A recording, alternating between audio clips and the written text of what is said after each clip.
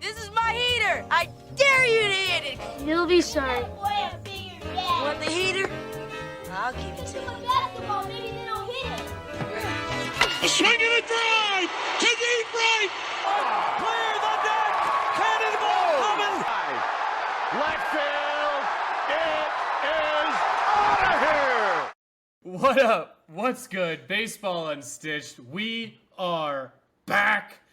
The dog days of summer are the dog days of summer at the current moment, ladies and gentlemen. But we are running through them just like the guys on the field.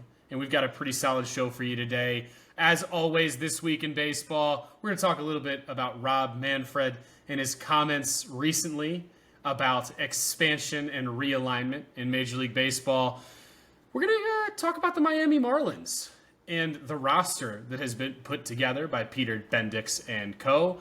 And then, we'll see where we go from there, because really just depends on how long you want to sit there and listen to Flax and I. We hope it's a long time, but you listen. We totally get that your time is your time. But y'all know where we start already. Flax, how was your weekend? Weekend was good. Quick shout out to my mother-in-law getting me and my brother and my cousin set up at an absolutely unbelievable day last Monday at a golf event. Special day for us. And then my other brother was in town for the rest of the week and played some golf with him. And then over the weekend, you and I took down our first playoff game. Both of us pitched. We won 12-2. Both of us had a couple of hits. It's a pretty good day at the ballpark for us. So overall, weekend was pretty good. Yeah, it would have been sick if I could have kept it a shutout, but I decided to ruin that for you. So, that's all That's right. okay. I threw 6 shutty. I don't concern myself with whatever happens afterwards. Well, I can appreciate that, but let's get to what people really care about. Flax, what happened this week in baseball? Long, big week in baseball. Nope. Goldie returned to St. Louis this week. Brewers finally lost after winning 14 straight. Shout out Austin Hayes, walk-off single down the left field line. Nathaniel Lowe was DFA'd by the Nationals. Red Sox signed him. They do finally have a true first baseman.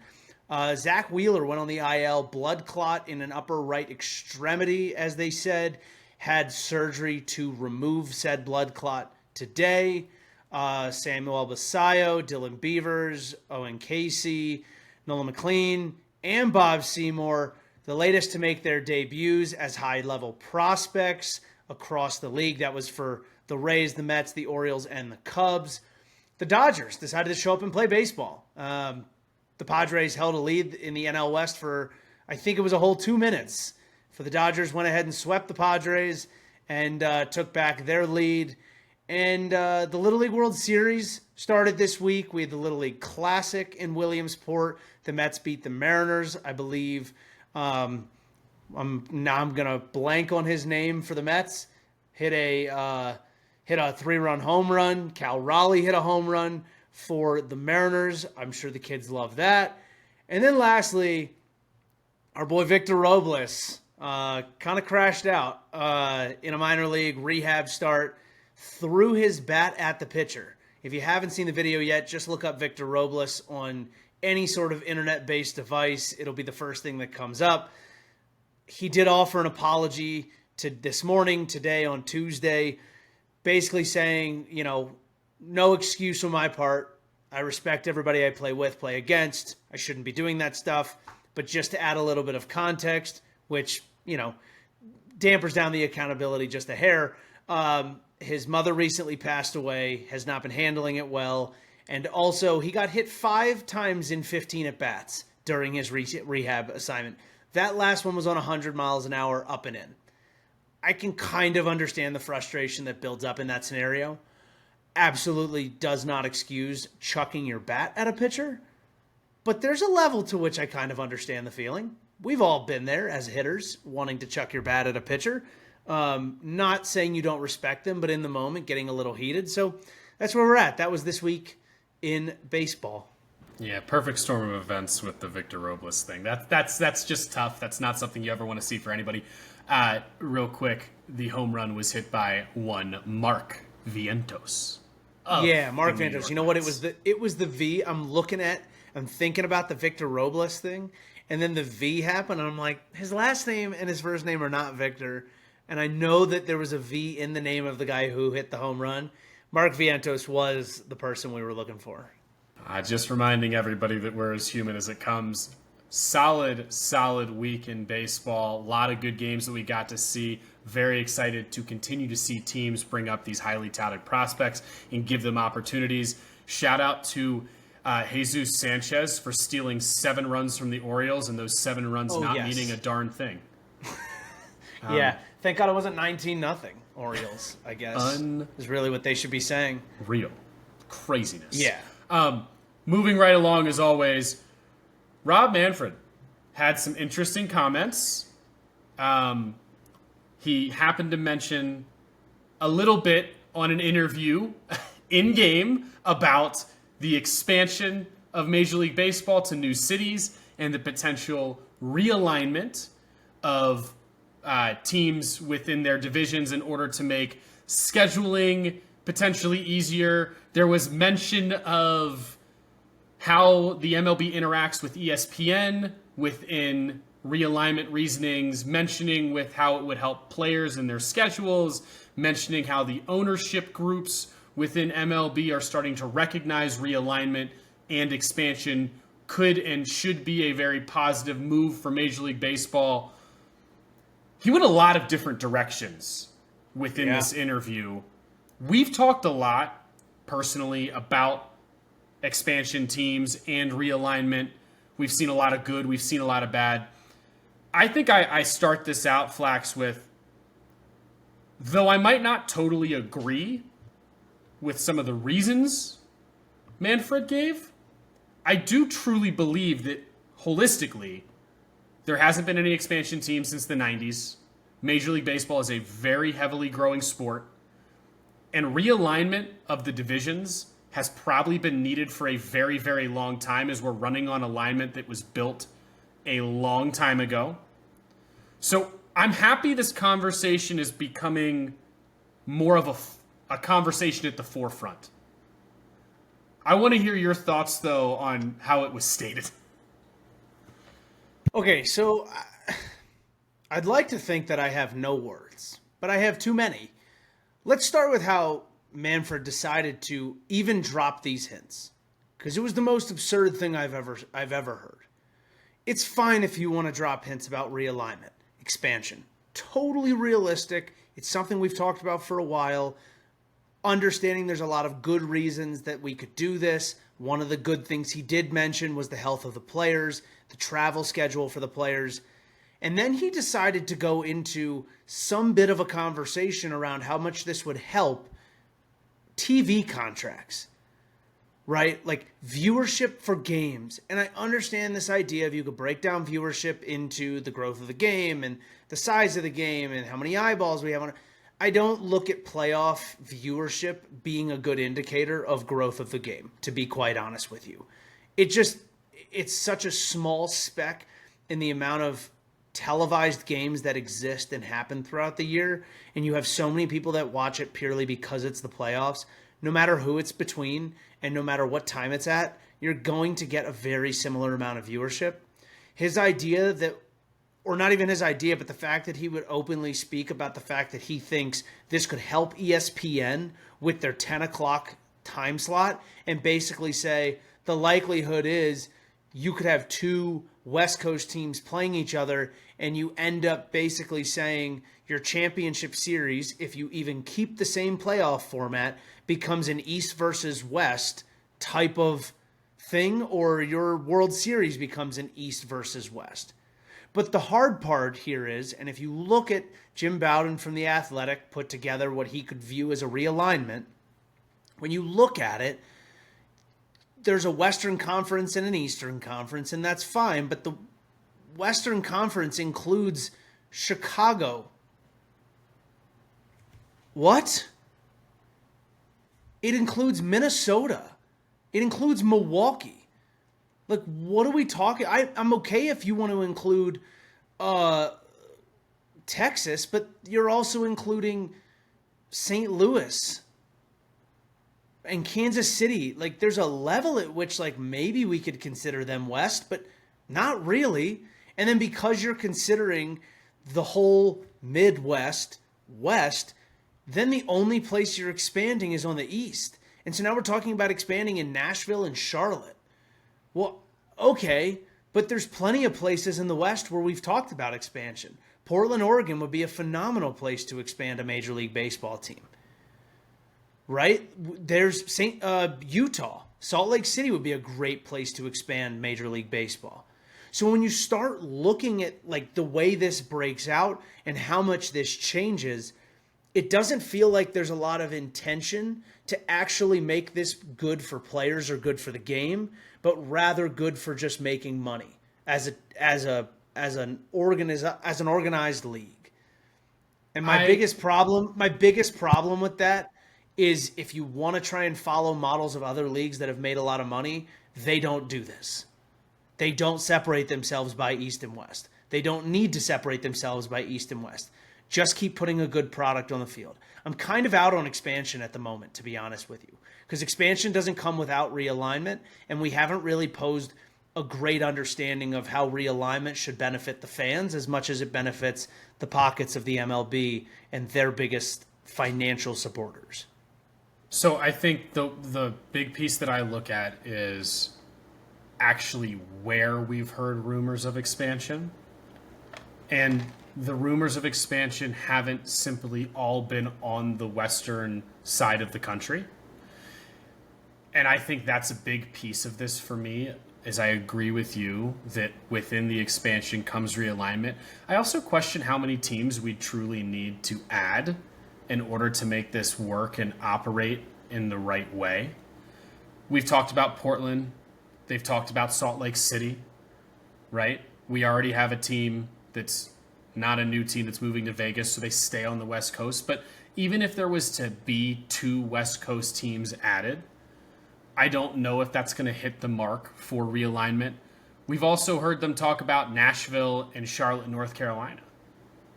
How does that work within a realignment structure, right? What does that actually do for an overarching amount of realignment? The biggest thing for me at the end of the day is I will never think expansion is a negative thing. I think the real question for me doesn't come with the expansion question. It comes with how is there a positive realignment and how is it done in an effective way? And I don't have an answer to that. I think that's the problem. Well, I want to give everybody great commentary of how I would make this work, similar to quote unquote, adding a swing off to an MLB game. But the problem right now, when I look at a map of MLB teams that currently exist and the number of teams we have, it's hard for me to see how the realignment would work in an effective way unless we truly potted teams out. And the problem I see is that's not, in my opinion, the route that anybody is going to go, right? For the sake of saying it, with the amount of teams we have at the current moment, Seattle, Vegas, Sacramento, one team, San Francisco, LA, San Diego, Arizona, Colorado, and then both Texas teams. You have to figure out how to align everything else, right? I bring up those teams because that's right. Truly the western half of the country. And sure, you can make an argument for Kansas City and Minnesota. The problem is if what you're trying to do is also assist in travel and player health, that doesn't assist those teams in travel and player health. In fact, the teams in the middle of the country, the teams in the middle of the country would suffer more than anything. I bring this all up because I don't have a good answer. I just still believe that expanding teams should mean our game is growing. So having that conversation at least tells me we're moving in the right direction. It's just how do you do it in the right way? And you can't add one team to each side. Like if you're going to add one, you got to add 2. You can't have an odd number of teams.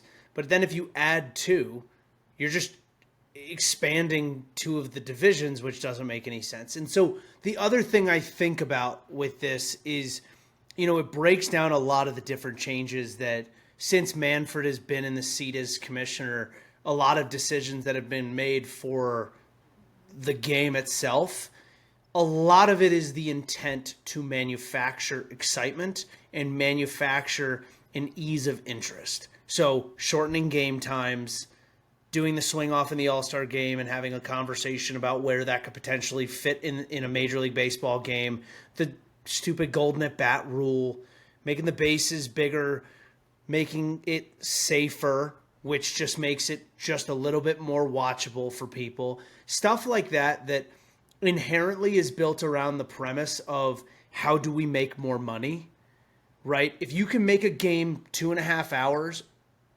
almost consistently, the ability to build ad revenue and truly understand where to put the correct advertisements so you can maximize the amount of money you're making off of a baseball game is really important compared to saying, well, this game could be 2.5 hours or it could be 3.5 hours.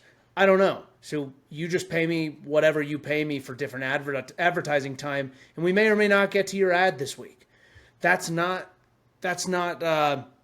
doesn't suffice when you're in the game of trying to make as much money as you can.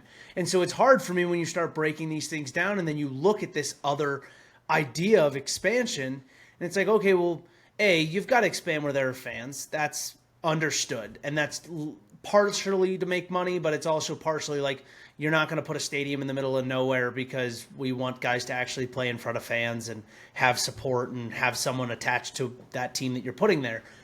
But I don't know. There's plenty of places in Canada. Let's give Canada another team. Right? You want someone else on the West Coast? Put someone up in Western BC. Listen, we've already... Weather's not great, but there's definitely spots where you could put a roof somewhere and play baseball all year round. They've also pressure tested places like Mexico City. And I'm not saying that it's absolutely. Who knows if it's right or wrong, right? In general, whether you go north, totally you go south, in between, but the point still remains that these are, technically speaking, part of the continental North America. But what we're getting at here are ideas that benefit the fan and benefit fan bases. And what they're getting at are ideas that benefit generating more money. And they don't necessarily equate what is good for fans with making more money. They equate what's good for fans as tending to be things that cost more money. I think that's a great place to end this conversation because I do agree with you, and I think it puts it on the point of when you listen back to this conversation again, what you're going to hear is two people who don't have the right answer to fix this, but a really solid understanding of the fact that it's great that we're talking about expansion and realignment, but the answers to the actual problem, we don't have any, nor do they as the MLB. The focus may be in the wrong place. So let's leave it on that, and let's move forward here. Excited for this topic. I like this one a lot. Coming into the year, the Miami Marlins on many betting services had a over-under win total of 63.5.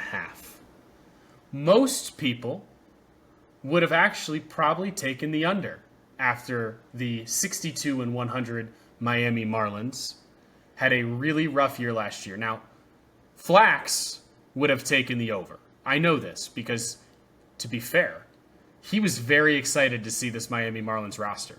I'm not even going to pretend like I would have done that because I'd be lying to you. But let's rock and roll because it's August 18th, and the Miami Marlins are 6 games under 500 with a win total of 59. And by golly, they're one of the most fun teams to watch in all of baseball. How in the world did we get here? And that is what we want to talk about today. 2023, the Miami Marlins sneak their way into the playoffs as an 84-78 wild card team. Last team out. They get into the playoffs on a tiebreaker. Offseason comes around. They've got some issues in the front office. There's turnover at the front office level. And something has to change. So the Miami Marlins bring in the former GM, or at the time he was the GM of the Tampa Bay Rays, Peter Bendix and co. And really what it seemed like since then is they gave him the keys to the car and they said drive. And it's been very impressive what he's done with them. He took that roster that was a playoff team with some notable players being Luis Arraez, Sandy Alcantara, Jazz Chisholm, Jake Berger, Xavier Edwards, Jesus Luzardo, Yuri Perez, Tanner Scott, and Edward Cabrera.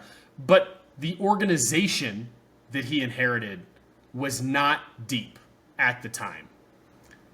And here we are 2 years later looking at a roster that looks pretty solid moving forward, moving into 26, 27. And I'm very excited to see what Bendix and team do. Flax, we want to get into this, but we've got to start right here, which is how does a GM who obtains a heavy major league roster that could play at a high level, but a soft organization, what is the first thing that these guys do? And this is where I get to put my hat on from a roster construction perspective and talk about it. And for me, regardless of what has happened, I automatically do one thing with an inherited roster and softness throughout the rest of the organization when it comes to what's backing me. And that's evaluate the current roster, the contracts that are there, who has a movable contract, who has value, and who's going to help me build out a team that can win in a sustained window. The players that are currently at the highest level are going to tell me how close I am to being able to build out a sustainable window. And then the rest of this comes down to filling my organization with the right people to help me develop, bring prospects through the system, and set the culture of which I expect for my team. I think all of these things are items that Bendix and co have done extremely well. But before we dive into how they did it and where they went, tell everybody a little bit more about Peter Bendix, because he's had a pretty good ride to this point. Yeah, it was kind of a quick ride to this point, all things considered of what we generally see within sports. But Peter Bendix graduated from Tufts in Boston, Massachusetts in 2008, took an internship with the Tampa Bay Rays in 2009. Over the time of that internship, he worked his way up to VP of baseball operations. And then in 2021, I believe, 12 years after starting that internship, he moved into the GM role when GM Eric Neander was moved into the president of baseball operations role.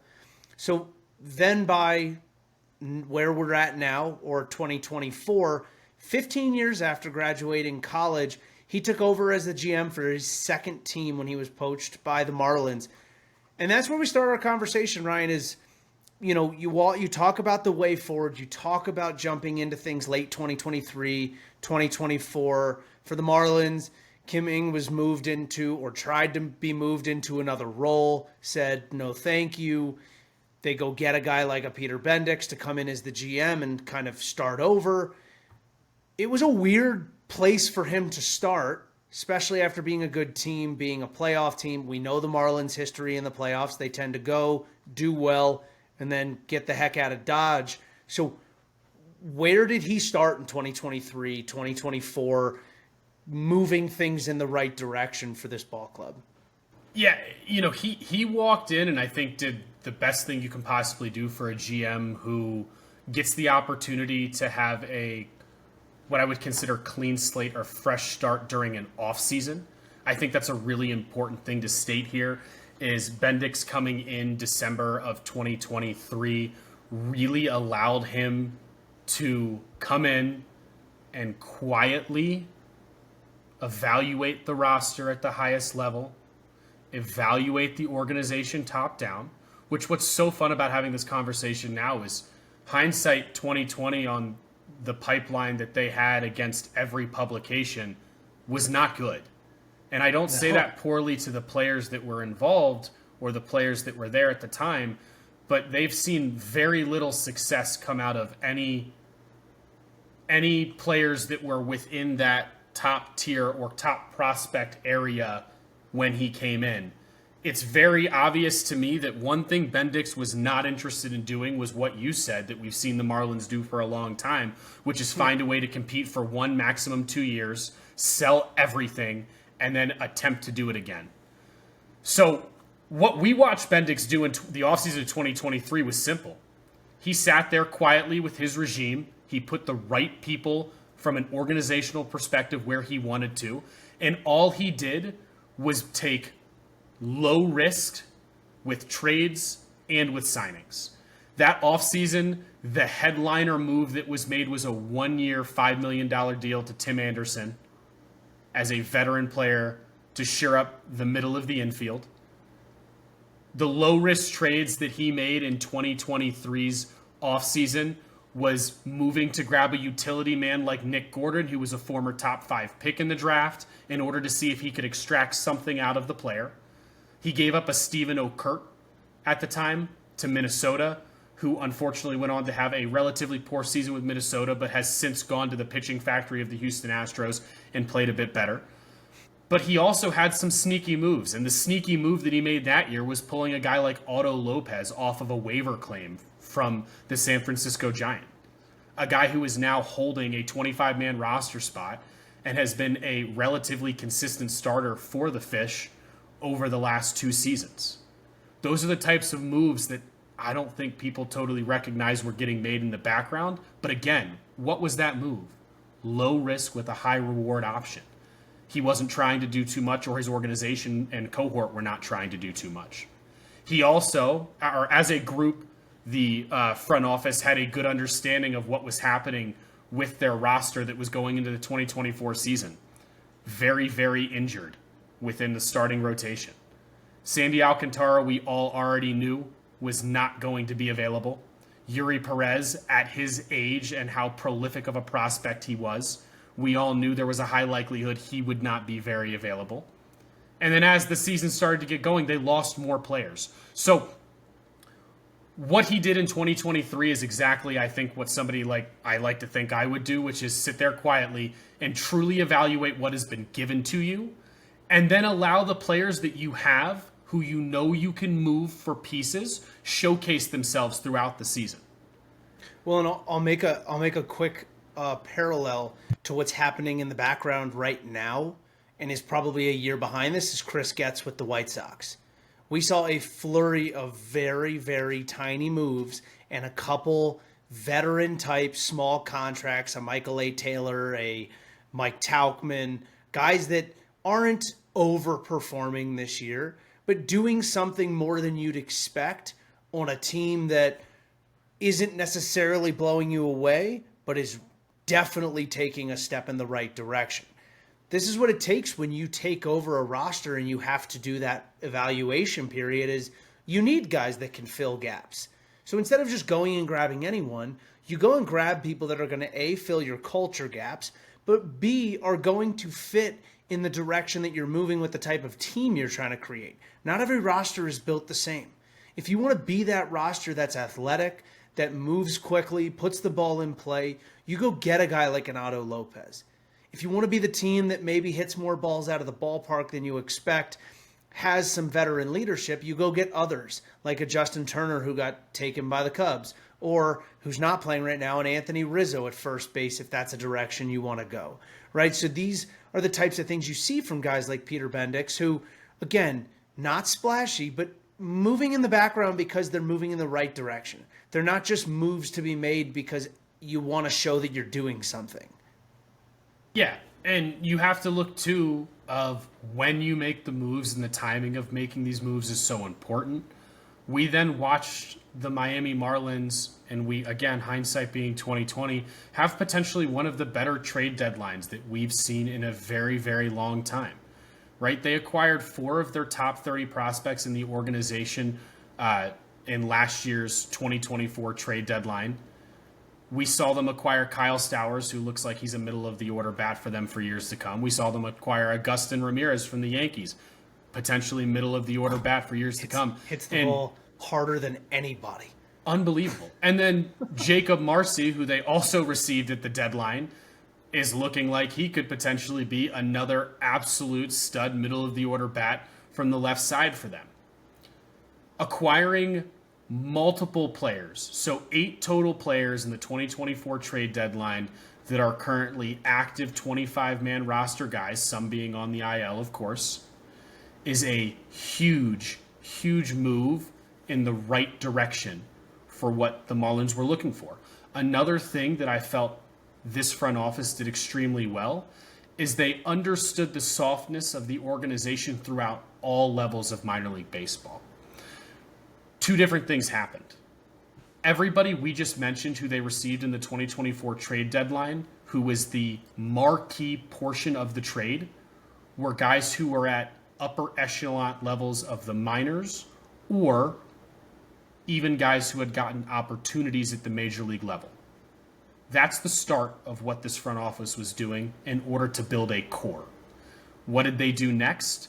They took their draft strategy, which we saw Bendix do in Tampa Bay, which is something we've seen a lot of different analytically based groups do, which is heavily take very toolsy, very athletic, younger splash type guys within the draft in order to really try to put the nails to the bottom half of that minor league organization and give them the chance to have high upside superstar potential within their minor league system that group would have to develop.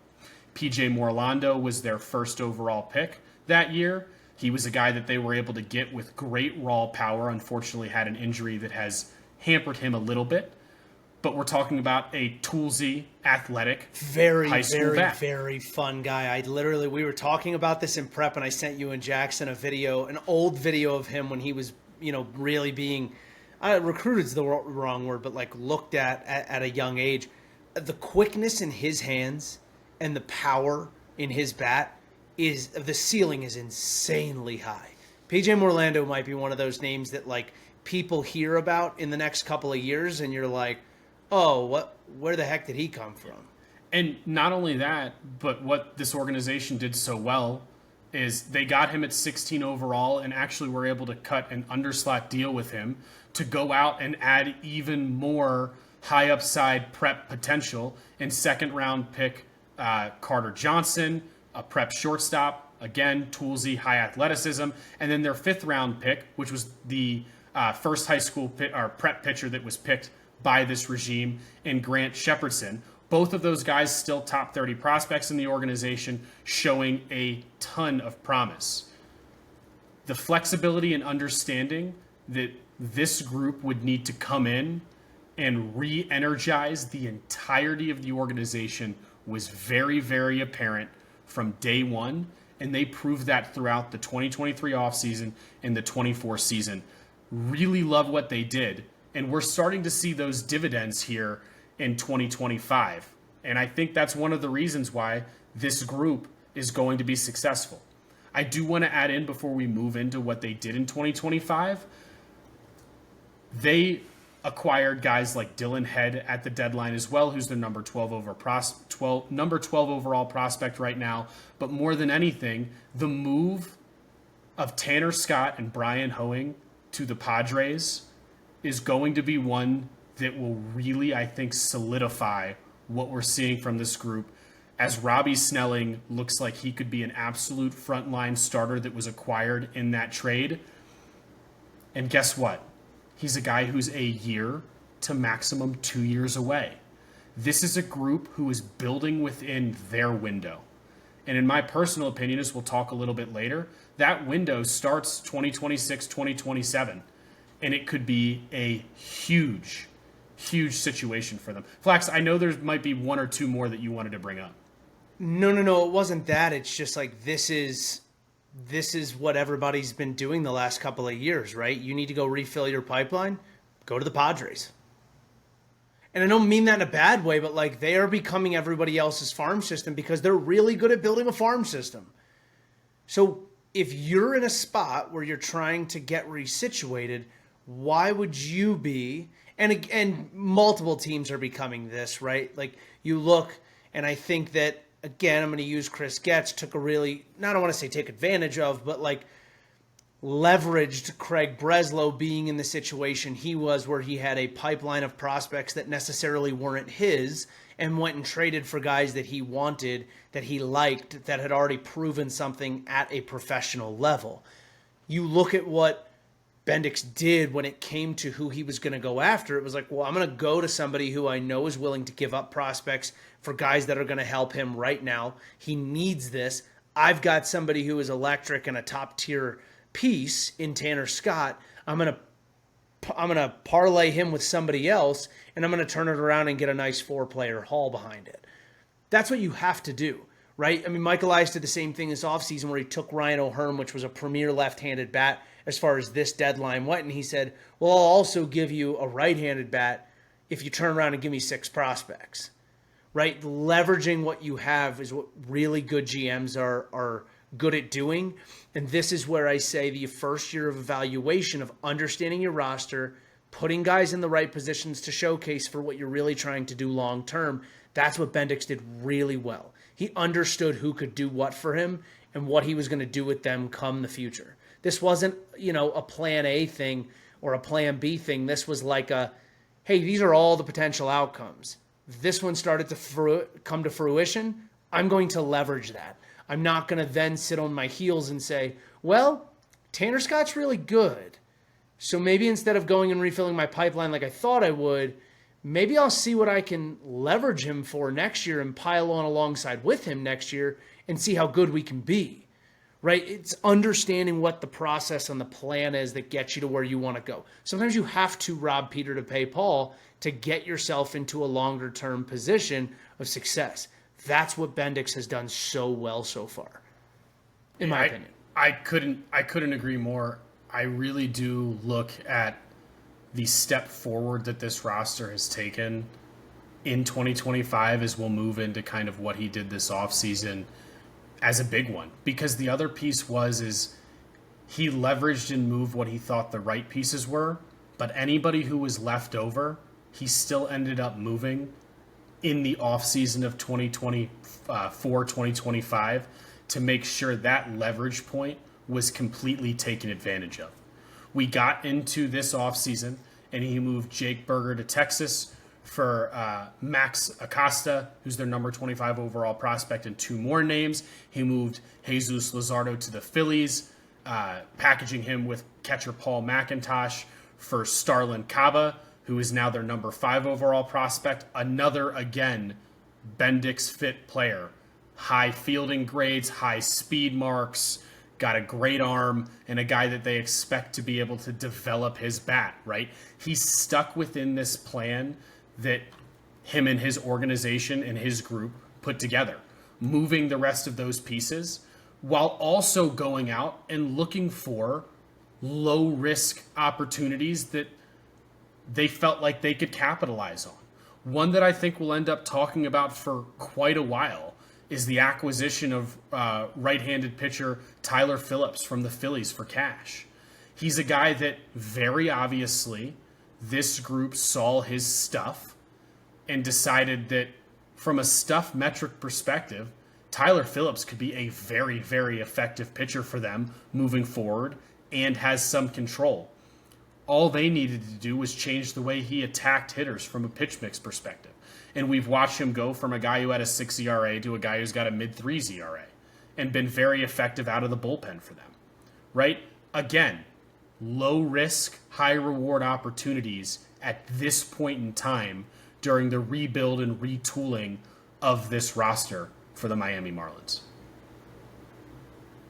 And there was a level at which, I remember when Tyler Rogers first came over to the Orioles in the trade in 2024, he had made a comment after one of his starts that said, I've been fed so much more information after one start than I think I was for a lot of my time in Miami. And I think what's hard about that is, you probably expect that Bendix is a pretty analytical guy, has the right analytics team around him. There's a level at which I would imagine there is a plan that Bendix had for Rodgers. The focal point of how to get him to where they wanted him to be was get him to a place where we can turn him into more parts. And I don't think that anyone necessarily always lives in the headspace of like, we've got this guy 4 parts. But this is a guy who was an all-star and then continuously started to regress in his ability.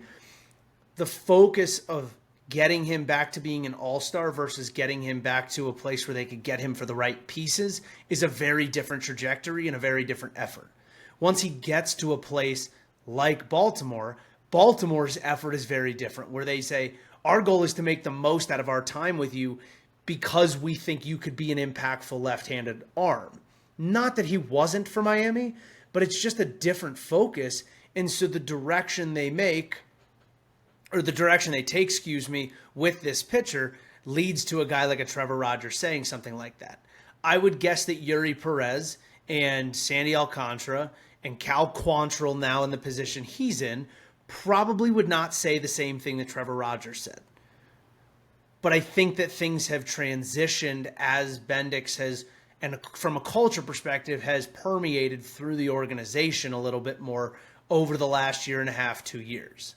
I also think, though, too, it's a worthwhile conversation to state, regardless of that being the case, Trevor Rogers also in 2024, with his time in Miami, was putting together his best season in 3 years.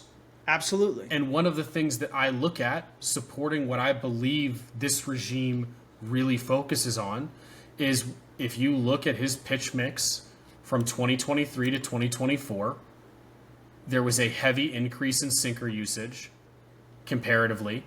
There was a heavy increase in slider usage comparatively. And I think a lot of these changes did happen by this front office organization and regime in order to try to put themselves in a position, like you're stating, to move Trevor Rogers for pieces that would be valuable to them at the deadline. And what we're seeing is that may have worked, right? We can only speculate that this is what we're doing. We can only show via things like Baseball Savant that his pitch arsenal and mix has changed. But it's something that we're consistently seeing from guys who are coming over to Miami. Of, it doesn't seem like this front office's goal is to develop stuff. It's to go out and find guys who have the stuff already and help them utilize their stuff at the most efficient level to then get production out of them. I'll give you another. Which is what you should do with pitchers, by the way. Like, they're the most volatile commodity in the MLB or in baseball at every single level. You should wait to see what they can do at different levels, assess their talent and assess their stuff, follow a model that you know works, and find those pieces and go get those pieces to fit into what you're trying to accomplish. Hitters are very different, but that is how I view pitching. But it really goes to show, and you know, I don't want to sit here on all the examples of everything that happened in 2025 and all these guys that were grabbed within this time period we're now currently talking about. But I think another one that is a worthwhile discussion is, again, another great waiver claim by this group in Ronnie Henriquez, right? They grabbed him off of waivers at the time, 24 years old, from the Minnesota Twins.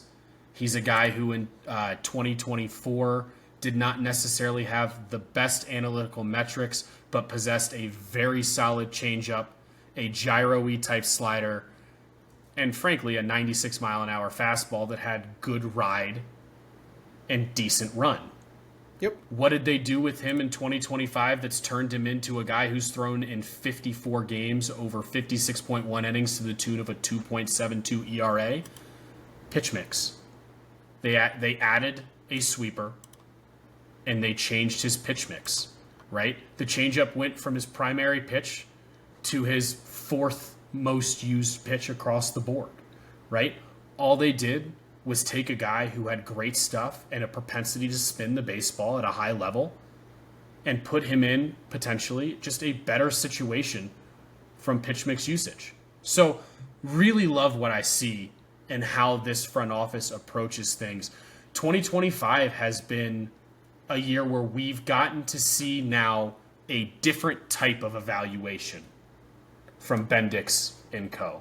And what this evaluation was is, we have gone out and we have moved basically all of the high-level pieces we were comfortable with moving, who we did not see as part of the next run that this group will go on. Now we need to take a look at all the guys that we have acquired who are at the higher levels of our organization, and we need to really evaluate what our core looks like. And they have done an excellent, excellent job of this. This group has given a plethora of players opportunities in large chunks at the major league level this year to prove whether or not they're long-term parts of this roster. One of the ones that we had fun talking about earlier in the year was the fact that they moved Vidal Brujan to the Chicago Cubs for a guy like Matt Mervis, a former top 100 power prospect who just had not panned out for the Cubs. Mervis unfortunately ended up DFA'd by May 30th, but we sat there and watched them allow him to play at the major league level and get consistent at bats and prove to them one way or another if he was going to have an opportunity to be part of the team and the core moving forward. We've then seen guys really, really take advantage of this situation. The obvious ones are guys that we've already mentioned because we know what they've done. Kyle Stowers looks like again, potential future MVP candidate for the Miami Marlins. In 117 games, he has a 387 WOBA, which puts him up there with any guy in the top 20 in all of Major League Baseball. He's hit 25 home runs. Agustin Ramirez, who hits the ball harder, as you've already said, than just about anybody in baseball, has an expected slug of 503. He slashed 235, 287, and 439 with 18 home runs, all while playing behind the plate or DHing. Right? And when you look at like the Savant page for these guys are guys that were always hard contact hitters. Whenever they got their opportunities and they were putting the ball in play, they hit the ball really, really hard. And so then it's a matter of saying to an offensive development staff, okay, this guy, when he does make contact, hits it hard. So hands are quick, lower half is quick. He obviously has the ability to get the barrel to the ball. The next step is, how do we get him more opportunities to do that? Whether it's taking a better approach or it's putting your body in a better position. Kyle Stowers is a great example. All they said was start a little bit more open, get a better visual of the ball coming out of the pitcher's hand. Your pitch selection will get better. Keep taking the same swing you take from there once you get to your set position. Now, he's absolutely raking, right? A 91.1 average exit velocity, 19% barrel rate, 52% hard hit rate. Like, these are numbers that are 90 plus percentile for all of Major League Baseball. And when you start to understand why it's happening, it's because Peter Bendix and team are looking for guys when they make these trades or when they sign them in the offseason. They're looking for guys that fit a model for what they know is something that's predictable and consistent. Guys that can consistently and in stretches of inconsistent at bats hit the ball hard are guys that if you can get them more consistent at bats and you can get more consistent barrel strikes, are going to be successful. Hitting the ball hard is not something you can always teach.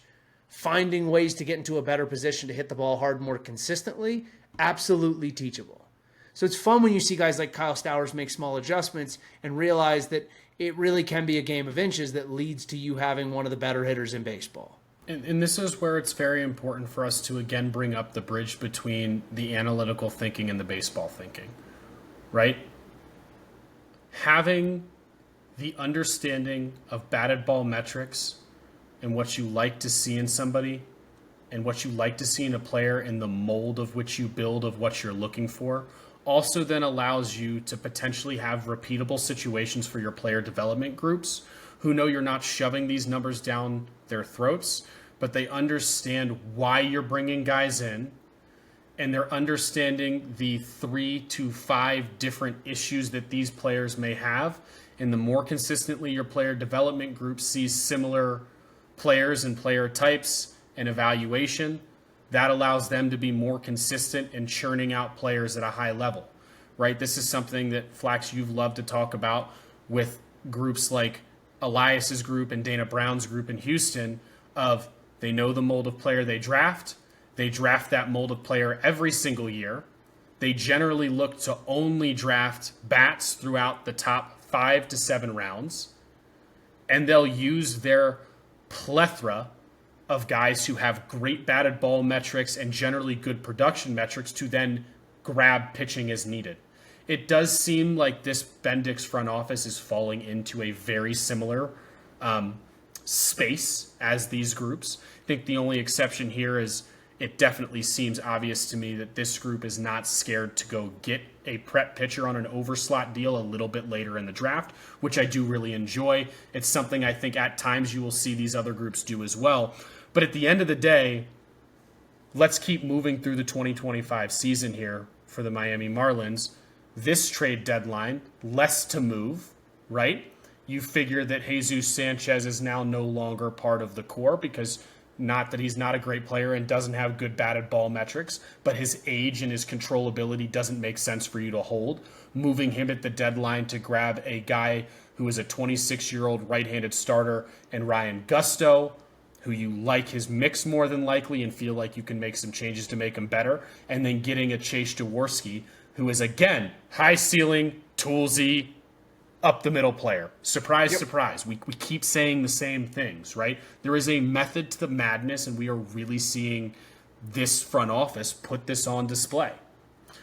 They have been then rewarded by the fact that this group understood 2024 was relatively a wash due to things like injuries and the need to evaluate the organization. What was their reward? The number 4 overall pick, who they've now turned into Iva Arquette, who looks like an absolute stud, helping again fill potentially the upper echelon of your minor league organization and giving you a chance to continue to expand your window with talent.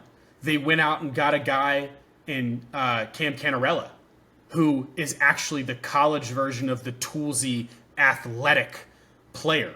Right? He fits their mold, but also a guy who, because he played in college, may be a little bit more advanced and potentially by far the best defender we maybe have ever seen come out of center field in college. He's already putting that on display in the minors. But what have we talked about for now 5 to 7 different times? This group truly believes they can develop his bat. They truly believe they can take the speed, the fielding, and the defensive tools he has, put him on the field, and he's going to end up performing because they know in some way, shape, or form they're confident in the ability to develop that. I think we've seen consistency out of this Bendix regime. I think that's not only been refreshing, I think it's been very impressive. So let's move on maybe from 2025 now. Go ahead. The only thing I want to say, and the one guy we didn't mention at all that I am so excited to be back next year after season-ending shoulder surgery, is one young Griffin Conine. And I talked about him in the offseason when I got very excited about this team coming into the year. And I also want to remind people, very early on in the offseason, my commentary on the Marlins was this: they're not going to go win the World Series. They're not going to be 15 games over 500, but they're going to play an insane amount of exciting baseball games, and they're going to be a fun team to watch play baseball all year long. They're second behind the Red Sox. I believe the Red Sox in walk-off wins. They have 8 this year. Very exciting. They have some electric pitchers. Peter Bendix coming from the Rays. Expect them to continue to have electric pitching staffs forever while he is there. And they have young guys who are playing fun, exciting, hard-nosed baseball. Griffin Conine, when he comes back next year, will just fall right into this mold. And I think about halfway through the year, he still had, until O'Neal Cruz hit a ball like 122, I think he had like the highest exit velocity base hit of the entire MLB. I think he hit a ball like 117 in the right center gap, if I remember correctly. Jackson can obviously tell me I'm wrong, but I believe that's what it was if memory serves correct. So we can definitely move on from this. I love this conversation. I love digging into different GMs, and you'll almost guaranteed hear us give a very similar spiel on the White Sox and Chris Getz in the middle of next season when that team is playing 500-plus baseball. I stand by that as long as they stay healthy. That is where that team will be again. That is where that team will be next year, and this team will continue moving up and to the right. Yeah, and the final comment to round this all out is electric pitching staffs, absolutely. Even if Alcantara is decided to be moved this offseason, you've got Yuri Perez, Edward Cabrera, Tommy White, and Rob Snelling coming up. That is an electric top four for anybody. Keep in mind, Perez is like 22. I mean, it's unbelievable what Yuri Perez possesses as a starter. I do want to make sure that people have an understanding that there is a potential that this is, though, another quiet offseason for the Miami Marlins. And I don't say quiet in a negative way. If this regime doesn't believe it's time to push and really make that push to be a quote-unquote, this is when our window starts and we become a perennial playoff team, don't expect them to do it. And it's a really hard thing for fans to digest at time. But if you want to build a sustainable winner, you have to be willing to stick to the plan of which you've made until that plan goes awry. And normally when that happens, you just don't have a job. And I don't say that negatively because most GMs that are really good, they ride their plans out till their plans have no wheels. And those are the GMs who generally eventually succeed, in my opinion. Making decisions just because you feel the need to make decisions never benefits an organization, never benefits a front office, and never benefits a team. Patience and the ability to stick to your plan is what breeds consistency at a front office level, and I think Bendix is showing that so far. Yeah, there's not much more to say about this. I think when you really break down his ability to stick to the plan, I think the only other piece here is the financial aspect. That was a big conversation this offseason, how the Marlins had spent no money. Well, no one's forcing the Marlins to spend the money. They could have signed Tim Anderson for $12 million instead of $5 million. This is where maybe we talk about a salary floor isn't a bad idea. You force the Marlins to spend the money. Peter Bendix is not spending that money in any other way. None. He's just giving each of those guys a little bit more money. That's really what's going to end up happening. Because these GMs are not going to veer off these paths just to suffice some idea that we need to go buy the best player every single year because you need to be competitive every single year. And yes, it sucks to say as a fan base that there are years where you go into the season knowing we are not going to be competitive this year unless something special happens. Sometimes special things do happen. But at the same time, understand, Miami Marlins fans, that what Peter Bendix is doing, if it's done right all the way through and fulfilled, means you could have a team that could compete for the next 10 years. And I would much rather give up 2 to 3 of my fandom for a really good 10-year stretch than be a team that has had 5 to 6 winning seasons within the last decade or within the last 2 decades and potentially make the playoffs 3 of those times. Because that's what a traditional cycle would be if you're not willing to wait a couple of years to stick to your plan. Absolutely. Let's round this show out. Flax, rather than closing thoughts, I really want to give a couple of these rookies a shout out, and that's going to be, I think, our closing thoughts today here. Okay. We'll give them some more time at some point in time. 3 guys right now playing some very, very solid baseball. Colby Thomas of the Athletics in August. 345, 364, 690 slug, 3 home runs, some of the most majestic blasts you have ever seen. A 175 WRC plus and a 426 WOBA. Flex, tell people why they should be excited about Colby Thomas. Just another one of those guys in the athletic system that can just flat out hit the baseball. It's really good swing. They made a few adjustments to his swing. I don't want to say this offseason, it was during his time in the minor leagues, and his ability to take that next step forward with it into Major League Baseball. I think it just fits with the way that this team is working. I think it really fits with playing in Sacramento, to be honest with you.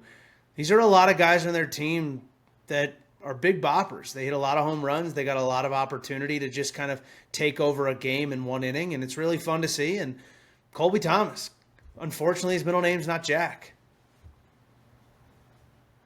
Absolutely love it. I love the fact that the Colby Jack has come out multiple different times by that broadcasting crew. Don't worry, Flax. That is definitely not missed on me.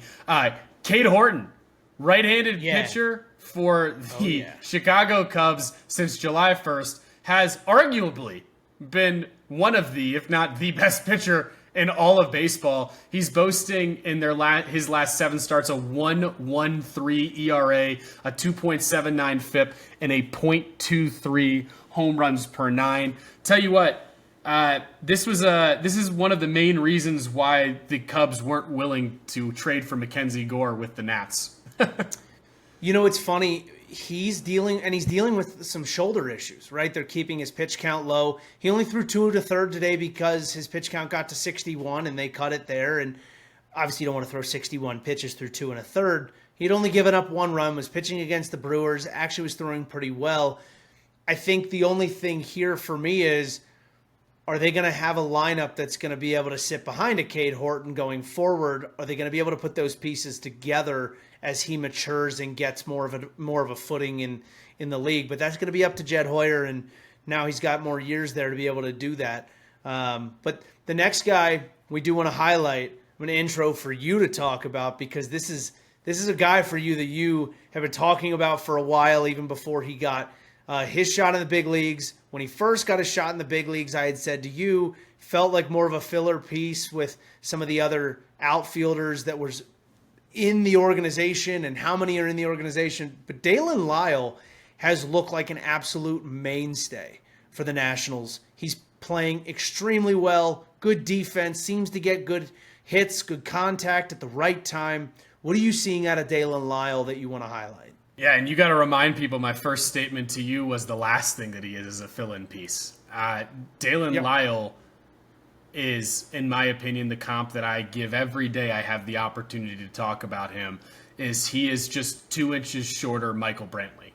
That is what I see. And we're talking about Michael Brantley, for those of you who got to watch him when he was with the Cleveland Indians at the time, a very athletic, excellent back-to-ball skill guy who could play high-tier defense and had good speed, for those of you who may not remember when Brantley had a ton of speed on the base paths. Lyle has that.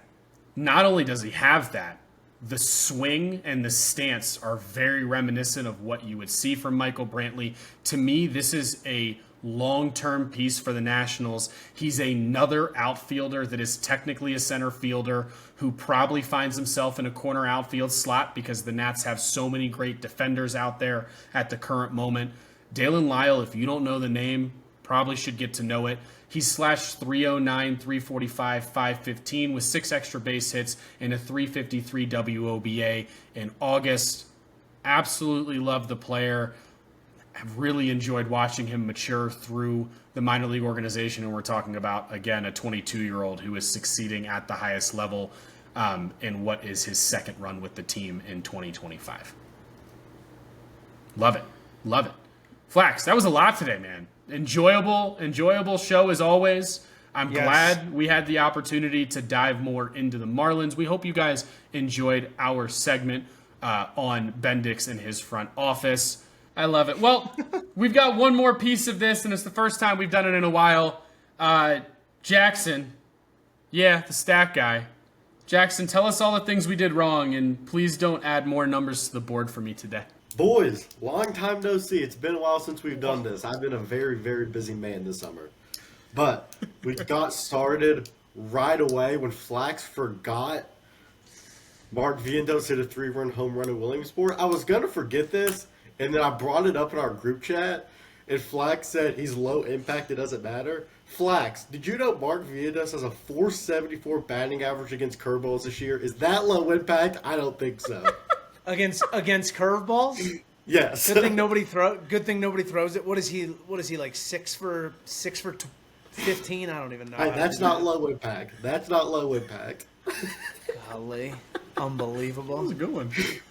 The only other one today, Ryan, this was kind of a picky one, but you mentioned Stephen O'Kurt as a low-risk trade, and that he's been slightly better in Houston. He's been a dog in Houston. 2.42 expected ERA, 34% whiff, and has one of the best sliders in baseball. That's fair. I think got I good think I hair, meant too. slightly better in the fact that he had a 5 ERA for the Twins last year. So I maybe you should have said much better. That's on me. The two This is last things I want this to is bring there's up. no jury. There's no jury here. It's just judge It's a and dictatorship. executioner. So you've already lost the point. I don't know why you're fighting this. The one thing I wanted to bring, two things I want to bring up as well. Flax, you mentioned Conan. He did hit one 117 in the right center gap. I checked it and watched the film on it. Absolutely impressive. I wanted Come to get on, to it. baby. Nice. Come on, Whoa. my brain does remember things here and there. And then the last thing I wanted to bring up, Tufts graduate Peter Beckage. Do you know who else is a Tufts graduate? ETSU pitching coach Jamie Penzino. Just wanted to put a shout out in there. Tufts Really? graduate. Come on, smart Love it. guy. Smart guy. That's a tough school to get into. Played baseball there. It was a two-way, I believe. Wow. Dog. I love it. God, shout out to the Bucks. Nothing out but to the shout Bucks. outs to the Bucks. I love it. I love it. Well, Jackson, I guess I'll have to be okay with an even day against Flax here. It's better than what it's been in the past, so we'll take it. Looks like the steak dinner's still my problem, but we'll see how long that lasts.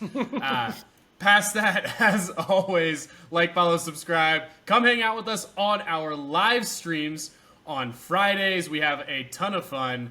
Flax gives us the fastest 90 seconds in all of baseball. Jackson times him to find out if it's actually 90 seconds, and I sit It's there not. giggling like a schoolgirl. So come hang out with us. Make sure you interact wherever you'd like to, honestly, because we've got a lot of platforms. But past that, as always, Jackson, thanks for being our stat guy. Flax, appreciate you being you. Have a great week.